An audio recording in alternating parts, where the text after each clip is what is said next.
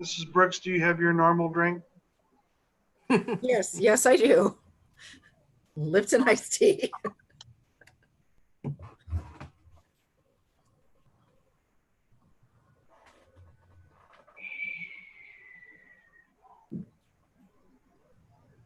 Devin, give me a confirmation when we're streaming. Okay, usually a minute or two lag. I will let you know.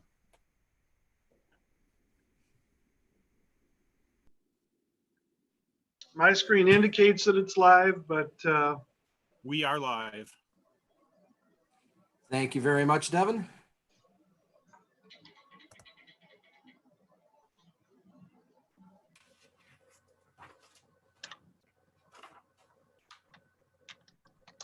Get up the agenda here. It is not a difficult one. Indeed, so we'll call to order this budget workshop meeting. And we have a pledge of allegiance led by Mr. John Benzing. John, take it away at will.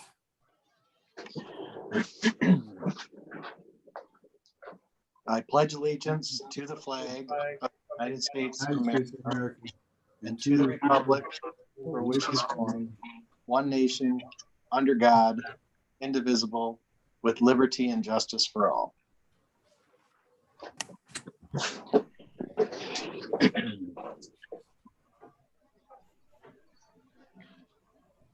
All righty. First item on the agenda is public comment. We did not have any public comment registrants tonight, so we are on to our one and only agenda topic, which is our 2020 and 2021 budget discussion. That will be led by Rick. Are you passing it right to Nikki? no, I won't hand it off to her. I will probably refer to some of the questions that you may have to her for explanation in detail. I just want to give you a general summary of what you're looking at on your cuts and savings sheet. The task that we had in order to create a balanced budget was to come up with a list of items that could be removed from the budget in response to what we believe will be a $700 per student reduction in the foundation allowance from the level that it was budgeted at last year, the 8118. We also had to consider that our ending projected fund balance from 1920 was about 7% lower than what we had anticipated because, again, of a $700 per student reduction or drawback. Now, as we sit here today, those $700 per student reductions are only in theory. We don't know 100% if there is a cut to be expected or how much that's expected. We think that $700 is safe, even in a worst case scenario. So our budget assumption was that we were going to be reducing the budget about $1.875 million compared to what we had for income last year. That was our original assumption. So the list that we have of items to remove from the budget are reflective of that. And then we also went one step further and attempted to remove costs from the budget that would allow us to have a projected ending fund balance of over 10%. So the list of cuts, which finishes it at about $2,027,000, is over that 1.875 because of that effort to lift us to a fund equity of 10% and slightly above that. So that's the explanation for where we started and why and what our assumptions were. Nikki, anything else that you want to add in terms of that $700 per student number being a safe number to assume? The only thing I wanted to add was that our June state aid payment detail has come in, and they did not adjust for foundation allowance in the June payment. So we still are just kind of in the gray area. So they provided us with, and if I'm not mistaken, that's our final state aid payment. Well, for we have fiscal 2020. July and August, we accrue back because the state's fiscal year is not That's exactly right. ours. That's right. Their fiscal year doesn't align with ours. Right. It's one of the great mysteries of government. So there is a potential for that money to be pulled back, but as of the June payment, it hasn't disappeared. So we're making some assumptions based on recommendations, and I believe all districts in the state of Michigan are making those assumptions as well. And then we have the requirement that the budget that we project for next year is a balanced budget and has to meet the deadline of June 30th. So this is a list of budget assumptions and budget reductions based on numbers that may or may not be 100% accurate, but we want to meet that deadline, and we want to project a fund balance that is on the positive side of 10%. So we have a list of items here. We've had some discussion specifically about what these things are. I guess probably the best thing that I can do is entertain any questions that board members have about specific items on the list for reduction. And I can give you some detail for the reasoning of those things if necessary, and Nikki can give details potentially further than that.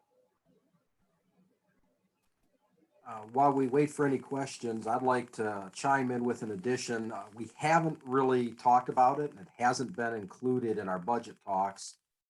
I've been keeping up on the possible implications of going back to school with COVID.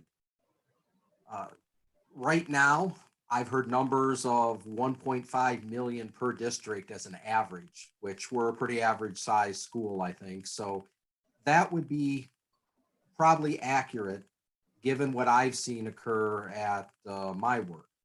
As we went back 4 weeks ago or so, the level of cleaning is the criteria for us to go back in our environment without little kids.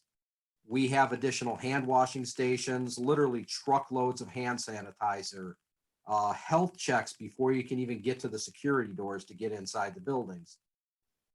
It's obviously very labor intensive. For schools, we have to consider, for example, the kids get to school in the morning, they all get to class. We're probably going to have to run a sweep through all of the bathrooms and common touch point areas while they're in class. They get out of class, or in the case of high school, junior high, they move on to their other classrooms. They're going to use the bathrooms, common touch point areas. Again, we might have to run cleaning through all of the bathrooms and touch point areas between the classes. Same thing in elementary for lunches. With social distancing, more lunches, still going to have to thoroughly clean between lunches. So the cost for it cannot be ignored, but it's a possible cost. No one has guidelines, so we can't possibly include it in our budget, but you have to be aware that if we go back physically, that specter is out there, and that could require, we'll use the numbers thrown out at 1.5 million over the course of the year to employ the people and all the materials, cleaning, whatever it takes to get it done. No matter what it is, we don't have a COVID account waiting to spend it. It's our fund balance, which has just crept up over 10, adding this to it. So that is something we all should have in the back of our mind. that if indeed by some miracle the government steps up and we don't have the money clawed back from last year, we're probably going to want to dump that and everything we have into fund equity, knowing that we could lose it all instantly or over the course of the year just to accommodate the guidelines required to get students back. Becky, you had your hand up. I'm basically going to piggyback on exactly what you said. I understand that this is a projected budget to get it passed and that there will be changes. I mean, that I think we all get that. But as Kevin was saying, there are so many things that we can't account for right now. We need to be very cognizant of that. Not only the issues that you very correctly pointed out, but if they're talking about us having to take kids' thermometers or temperatures at the bus stop, that's going to be time consuming and probably going to make us add routes in to alleviate that problem, or we're going to have super long bus routes.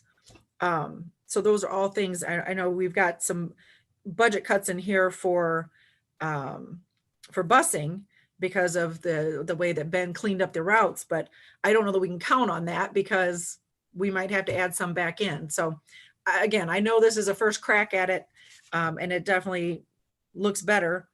But as Kevin said, there's so many things that we just can't know right now that we're going to have to spend money on very soon.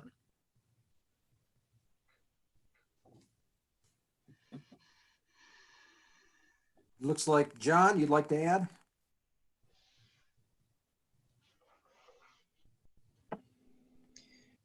I spoke with Rick briefly earlier today, and one of the things that came up during that conversation that I think we need to look at is Nikki always builds in buffers. You know, last year we ended up having a $400,000 plus buffer at the end. So I guess I need to understand how much in buffers are built into this budget, because I don't think they normally go into this budget meeting going into this kind of minute detail. We're usually not in a budget crisis. So I guess when reviewing this budget, I need to understand what the total amount of buffer is in this budget so we can plan accordingly. And very quickly, Nikki, before you answer, I do have a question. The buffer or the nudge we had in it, was that entirely a built-in buffer, or was some of the money, say from the athletic supplies that came back to our fund equity, was that included in that buffer, or did we really have a $500,000 buffer? So yes is the answer. It's a mix of both of those things. So there are a few lines in the budget that are like the Laura Havlin lines, for example. We don't know throughout the year, you know, a student could be sent over there in March, and I won't know that until we get a May bill. And that's a very expensive program. So the Havlin lines are potential buffers. You almost always a buffer, unless, you know, we start sending an abundance of students over there. Those are lines where a lot of our buffer stands. And then things like athletic supplies, a lot of times their athletics will have like coaches. They'll have a plan for coaches, but they may not utilize all those assistant coach positions. So sometimes there's some left over there. Also in facilities, we have little pots of money throughout, you know, fire repair, HVAC repair, roof repair, plumbing, just in case something happens. So there is a buffer by design, and then there's also a buffer. I mean, it could exist if folks, as in department heads, aren't spending their full budget. So last year when they did their final revision budget, they're putting together their own budget. It just depends on the department head. Some of them put together a budget that is extremely realistic, minute. They have a plan for every dollar. Some department heads are leaving a buffer for themselves, but I'm not aware that they're doing that. So it's a mix of a lot of things. But the goal is, you know, if you come in 2-3% underneath what you've budgeted, that's a solid, that's a solid budget. But for the negative for us is that, 3% is $750,000. So it's a huge swing, dollar wise. So the answer, I guess, is convoluted, but we will for sure come in under by, I would say, at least $300,000.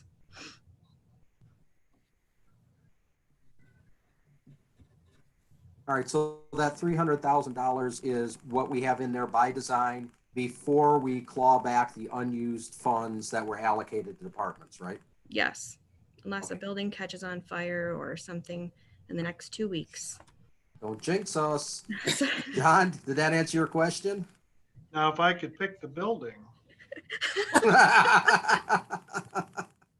It did answer my question, because I think that helps us when going through this process of, we have a cushion.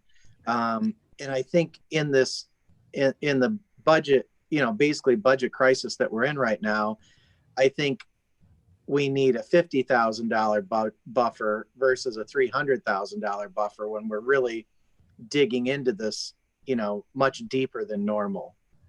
Just because we want to have this closer to realistic than in the past, I guess would be my thought on this. I would say that knowing we have the buffer might be enough, just knowing it's there. If we had a $300,000 that we could put in our fund equity and increase it, knowing that it's there, because what Nikki's saying is a lot of this is projected operational cost, but it's also projected, it's your flat tire fund for your car, and you don't want to take away the flat tire fund to fix the lawn tractor and then have a flat tire in your car the next week. I don't want to see too much of that buffer taken away, because then middle of the year, we'll end up taking it right out of our fund equity, and one good building mechanical problem is going to put us right below 10% again, and we're going to start eating it away. That's my take on it. Nikki, do you have any input, or Rick have any input on making the budget a little bit tighter prediction as opposed to building in that buffer a little bit higher? well, there, as Nikki mentioned, there are inherently in what we do just unpredictable costs. And it's in each department, she mentioned Haviland costs. Certainly budget supply costs are a little bit more predictable, but some things are just not assured what's going to happen. How many legal fees we might incur, whether or not a teacher has to go on a leave of absence, utilities, what we're going to pay in gas and electric, snow removal. They're just inherently soft numbers that when you have this many different accounts, you got a buffer of $6,000, $8,000, $10,000 here and there times 50 accounts, and all of a sudden you're near $300,000, $400,000. It is a very moving target. And the other thing that's, I guess, different about governmental accounting is that we're not in the business of making money. The state gives us money expecting us to spend it on services that will advance learning. So we want to budget money in ways that we think will do that, but sometimes we don't always spend it. In this case, this year, there were things that we couldn't spend because school ended in the middle of March instead of the 1st of June. So it's it's not the portion of the business that I can be terribly accurate with. We try to work together to get refined and drill down as deeply as we can on budget. But and this is my second district from this position, and I've seen the same thing. Like Nikki said, about 1.5 to 3% is where your leeway is in terms of your projected fund balance and your audited.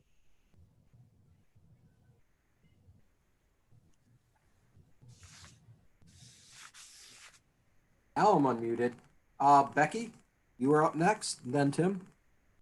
So Nikki, I just wanted to clarify, it looks like the latest revision that we received, the very last thing, it talks about closing the admin building. But those cuts that you've outlined are not included in this number, correct? Correct. Okay. And is that something that, has that kind of been decided that that's what we're going to do, Rick? Yeah, I think we can do that. And I didn't have her added in as a cut, more or less just adding some room in the fund equity. Okay. Rather than attribute it to that original 1.875, because partly because closing this building is a savings that will continue to have year after year. It'll just become part of the budget assumptions that we have one less building. And we can make the move without making major capital improvements to the high school. So in the main outline, we have a reduction in custodial staff. And I think that was kind of discussed before, that we had hired some because we were concerned that there hadn't been enough. Mm-hmm. So we were a little worried about losing what we have. Yeah, that -2 is just kind of pulling back to the level that we had budgeted last year. Okay. We did add a couple during the year this year, and and talk with Tom about his budget. We know that there's going to be more to do, and more costs for the materials to do it. But in terms of him needing more people to do it, we're not making that assumption. It just means that we'll be, right now we clean buildings after everybody leaves. In the new environment, we'll be cleaning all day. So it's a shift from what we've been doing to what we will need to do to address, a safe facility. Right. I guess that's why I'm a little concerned about losing that staff. But Tom knows his stuff, I guess, so. Yeah, and it's unknown what the new protocols for cleaning are going to mean. Right. It could mean, if we're cleaning a little bit all throughout the day, that the time that we spend cleaning when nobody's in our facilities could be reduced. Okay. There's also, there was also a mention in the last, I can't remember if it was a regular board meeting or which meeting, but about those machines that Rick had mentioned that sanitize large areas. There is budget in the proposed budget for those machines. Great. Thank you. On this topic, before we move on to Tim, the admin building, we had discussed, or you had put out to the board that you were talking about moving the admin offices to the high school, correct? Yeah. And that's where your office would be. Is there going to be any cost involved with relocating or housing the other residents, other than the administrative offices and personnel? There going to be any cost associated with housing them elsewhere in the district? Well, we're gonna have to find some space. We have two other tenants, if you will, of this building, CLC and the Learning Cove. Learning Cove is an outside organization that does tutoring after school. Given the fact that our third graders next year will be at Compass, then that's a matter of identifying a space at Compass. In terms of, helping them move their items, I wasn't here when that program was created, so I know that we made some donations to them in terms of their furniture and things like that, but I don't know if moving them is going to be an expense. I don't expect that would be an expense. Certainly not a large change in our budget to do that, to move what they have here at the admin office across the street in a space. And then for CLC, they don't really figure to take up a lot of office space. They just have a lot of things that need to be stored. And the only circumstance that would require us to move their things would be if this building sells. Because the items that they have can be stored if the temperature is 45 degrees in this building, or if it's not. Unless we're going to drain the pipes and shut off the power in the building, they could store their things here until it's sold. At that point, then we are going to have to try to help them out, or help them find another resource in the community for storage. So those are things that we would have to address. But in terms of the cost of moving them and housing them, CLC really doesn't take up a lot of office space, and there would be probably at least one extra classroom for the Learning Cove to do their thing. All right, thank you. Tim? Well, I think there's probably a lot of buffer in this budget because I've been watching what's going on in the state level here. And there was the House came out with their economic forecast and overview, their projections in May. And essentially they're saying, this is a V recovery. So we had a couple months that were bad and things are going to take back off. And funding levels for schools will be up again, the sales tax is coming in and so forth. So I know everybody's saying $700, but I think at the end of the day, it's not going to be $700. So I really believe we've got a lot more buffer in this budget than what we have. We're not going to know until October, until September 30th, until the state can actually get their budget. But as this economy gets rolling, you're going to see, everywhere you drive, every parking lot's full, downtown's full again. Sales are happening. So the sky is not falling, folks. Don't believe it. I don't see it in my business. The sky is not falling here. So things are going to be a lot better than what they're telling us on TV. So if you go and download the report for May, and I think that when they do it again here after June, because that's when we really opened up, you're really going to see the sales tax revenue is going to be way up. So do I think they're probably going to cut us maybe $350 to try to make up for last year? Yeah. Do I think they're probably going to cut us this year for this year's budget, 1920? I don't think they're going to backclaw on it. I think they're just going to do it for next year. Then it'll probably be half of what we're thinking. But I would stick with the 700 number, and that gives us a lot of cushion and leeway. So I like Tim's crystal ball. I'll go with that. Yeah, I like that as well, and I will be all smiles come the meeting when I inform the board that we're actually off the mark on our budget projection by about $3 million. But those being black numbers and not red. All right, John? I'm assuming this already happened, but have we reached out to everybody and had them, I guess what they call it, sharpen your pencil with their budgets? Because the only budget that I really had detail on so far is the athletics. And I found their budget versus actual spending for last year and the year before, just kind of putting that stuff together. They're about $49,000 roughly under budget. So I'm just, have we looked at all these other budgets that are given to us by other departments and made sure that they've really combed through them, or have they just taken prior years and pushed them forward?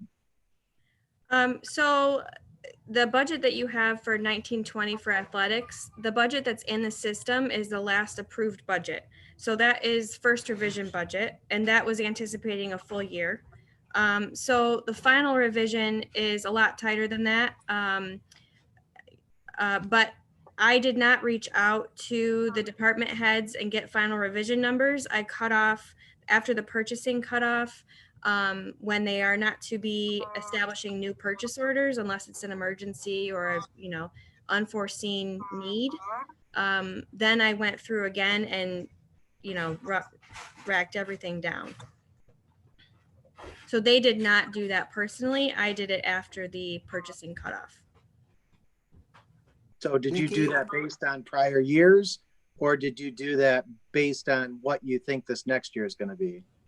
For final revision, I did it based on what was in the system for purchase orders after the purchasing cutoff, plus anything that I knew happens regularly and will still be paying, or, summer school things that happen beyond the purchasing cutoff, extended school year services, things like that.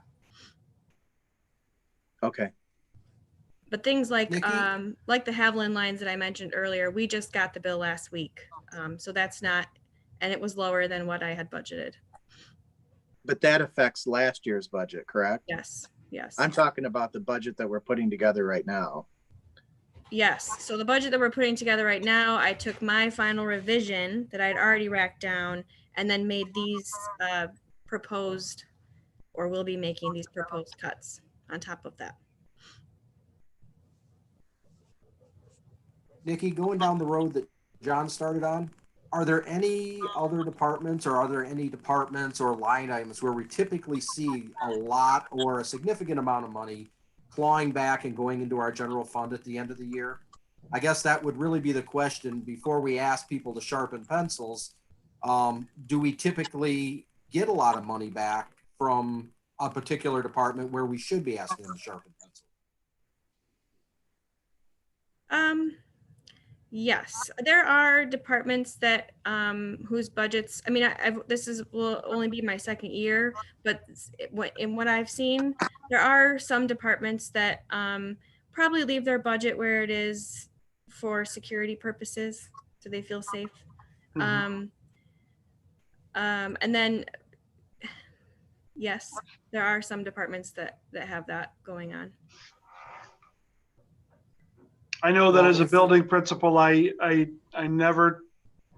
tried not to spend more than 90% of my projected budget. And I learned that because I was a building principal the year that we had $440 pulled back from the state in the spring of the year.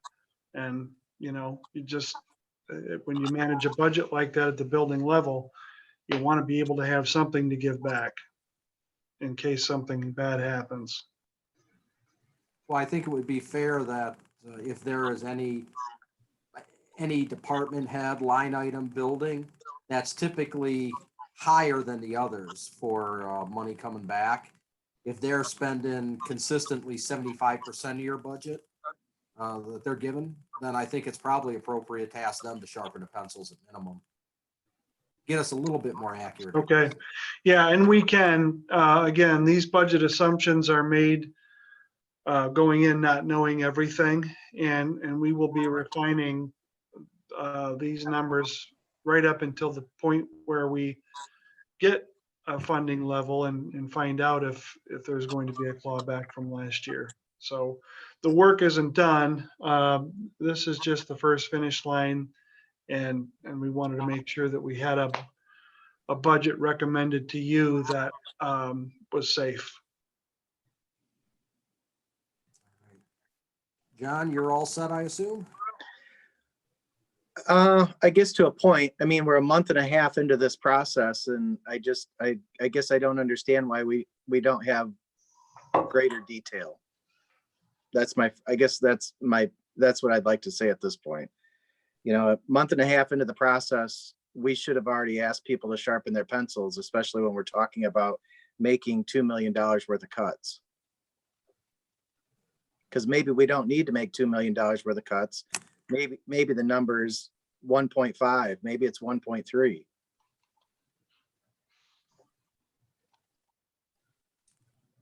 All right, fair statement. Suzanne, you're up. Got to unmute yourself. I basically just want to say that as far as leaving a little money on the table and letting departments do, try to come in under budget, I get all that. And this is not an exact science, especially when you don't even know. We have no idea how much money we're really getting. And like Tim said, I don't think it's going to be as bad as what they say. They always say the worst, and it seems like it always peels back. And the same with us. We're assuming the worst, and it's probably not going to be as bad. I do get when it's in a crisis, you want to be as close and as accurate as you can, but with COVID and not having any school and, it's been a challenge. So that's really all I got to say. I'm okay with these cuts because they're temporary. I mean, it's not even a reality yet. We don't even know how much money we're getting, and we don't know exactly. There's a lot of unknowns, and that's the problem with the way they make us do our budget, and we don't even know how much money we're getting. I mean, I don't know how accurate anybody could ever be, not knowing how much you're going to get, and then you think and then they change it like they're doing right now, 1 month before the school year's over. So it's best to be as conservative as we can, and I get that, but again, this is all it's all floating. It's all in motion, and it will be. I'm just glad there's room for things we need to do. Like, Rick needs to hire some people, and that's, a lot of those are still in the budget, and hopefully it'll turn out to be a lot better than what we think. And I think having the extra cushion built in is not a bad thing in a normal year. The biggest problem I see with having too much cushion built in at this moment is that we are cutting a lot. We're cutting back on programming. We are reining in a lot of costs, and we're making cuts everywhere. That doesn't mean we can't go back and reverse our action. I mean, I don't think this is the end of the end. This is to get us through the end of the month. Then, money will come back. Tim's probably right. We won't get cut as bad. Maybe we won't have to, we can readjust. And well, we don't want to leave too much buffer in, cut more than we have to, and find out after school starts that we cut more than we had to and then have to put it back in, or find out that, well, we can't put it back in.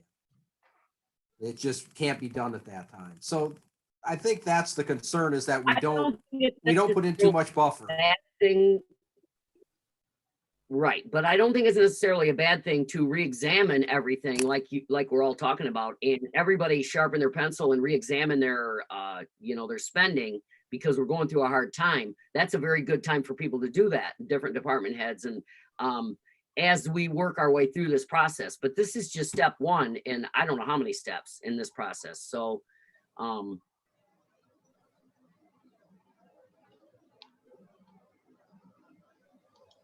right. Thank you, Suzanne. Good points. I had John, you were up next. I wanted to take what Suzanne's saying and push it out a little bit further. The issue right now is this is our first shot at this, yes, but we will not know what our actual numbers are, what we're actually getting from the state, until October or November. And we are putting this budget together now, that's going to be reflective of how we start the school year. So I hope things will be better. I'm assuming things will be better than this, but as of today, with the information that we have, we're making cuts based on the budget that we've been given. And those cuts are going to reflect on how we start the school year. So if we are cutting things from the budget, those things are not going to be at the start of the school year. So even if things do get better, we're not going to know till October or November. And by the time we can make changes to the budget, it's going to be, when's the next budget revision after that, Nikki? January, February? Well, officially, in the past, the first revision has been November, December, but I mean, you can do a budget revision right after audit is resolved. Really, I don't see any reason why you couldn't alter that typical budget schedule. But we still wouldn't be able to audit, to change this budget or revise this budget until after we know what we're actually getting from the state, and that's going to be October, November. Right. So our first opportunity to really dig into this and clean it up realistically would be after Thanksgiving. So you've lost almost half the year with the cuts that we're making today. It's going to affect the first semester. I guess that's the point I'm trying to make, is I would rather not have as much buffer in this, because I don't want to see us cut things that we don't actually have to cut. Because we're all optimistic that this is going to be better than what it looks like right now. But this budget has to be reflective of how we're going to start the school year.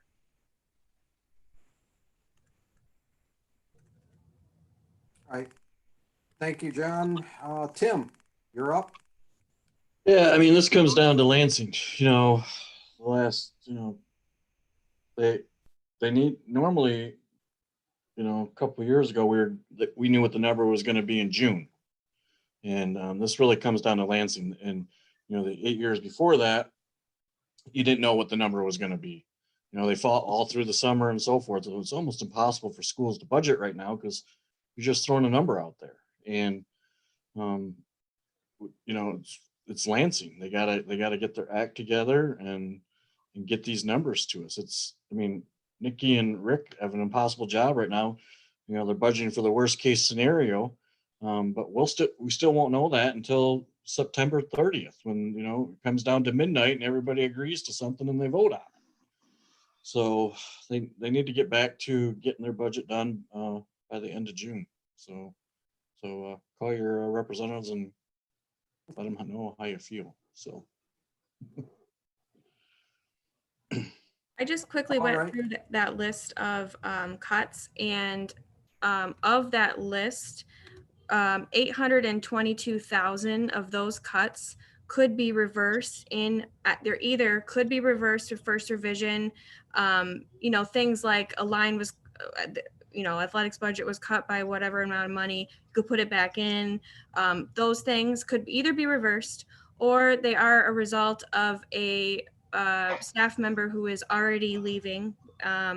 And so those would be savings that would be had regardless, unless we were, posting a vacancy. But of that, 822,000 could be a reversible cut at first revision.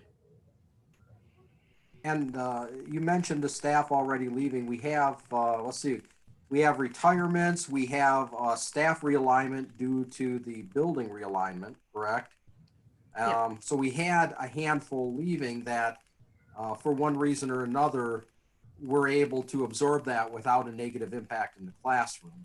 So we don't have to. And worry about those. we have a couple of positions in the certified staff that would disappear as a result of class size or enrollment in a particular grade level, opening a section or closing a section. Kindergarten registration plays a factor in that.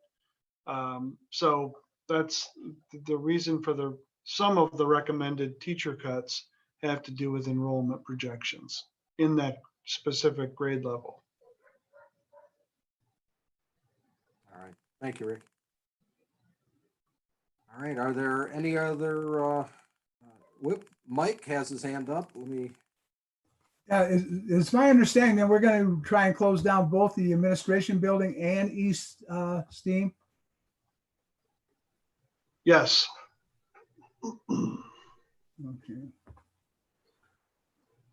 So that should be quite a savings right there between the two of them. Yeah, there's a bigger savings related to the Herrick Park closing simply because there's more staffing there that would disappear.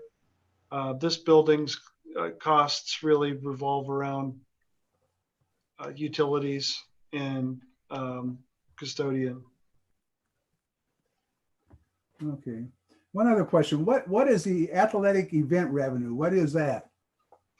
The number of the amount of money that's brought in from events. We know that we won't have that next year because, at least looking at things right now, charging tickets for football games. Football is your main moneymaker, and then boys and girls basketball in the winter a little bit more. So that's your gate receipts for all your athletic events. We're just looking at that as that's not going to happen next year. So that's what we've averaged in the last few years, or? Yep. That's a typical year of gate receipts. Okay. now again, those gate receipts, as we get into the school year, if some of the restrictions are lifted, the criteria with COVID changes, that's something else that could come back, but it's such an unknown variable. We can't count it in or count it out at this point. So we count it out to be safe. Yeah. It's one of those soft numbers that are going to change based on circumstances. That answer your question, Mike? Yeah. All right. Any other questions? Rick, did we take any account in virtual academy, kids moving over to that, or a certain percentage that parents aren't going to feel comfortable coming in? Because I know that would be a savings as well. But The FTE is the same and the foundation allowance is the same. We have not done anything with projecting an increase in enrollment there. no, but I bet, but moving, you might have a whole third grade class that wants to do virtual, you know, where you got enough kids for a whole third grade class, and so, but you haven't done any projections on that at all. No, we haven't. Okay. All right. We did hear from the governor today that guidelines will be ready by the 30th of June. So at that point, we probably will reach out to people to say, okay, we're going back to school in person. If you're not comfortable with that, here's how we put you into our virtual academy, so that at least there's not a drop in our enrollment. I think it's important to note they're going to release guidelines on the 30th. However, a change in the COVID rate, the death rate, the increase in numbers, they'll change those too. I have confidence that they'll change those right up until the last moment. So we'll have them, and just like this budget, we'll plan on them. But I wouldn't bet my house on them, that's for sure. All right, any other questions? All right, looks like the board is clear. Rick, do you have anything else to add before we go? No, I did have a variety of communications with board members today, and I just appreciate the level of detail that you've asked about certain questions, and we'll try to continue to get you information as you need to. It's a difficult task because it's not only a moving target, but it's a target that sometimes appears and sometimes you're blind. So we'll do our best. This is a budget that's intended to meet the guidelines. It probably won't be the exact budget that gets put in place in the end. All right. Barring any questions, since it's a planning session, I'm just gonna say that we'll call this adjourned unless anybody has an objection. All right, we look good. Have yourselves a great night, and I will see you all on Monday. Kevin, after the live stream is off, do you and Becky want to stick around and we'll talk to Terry about the agenda for Monday night? I was just going to suggest that. Absolutely. Thanks, everyone. All right, see you. Thank you.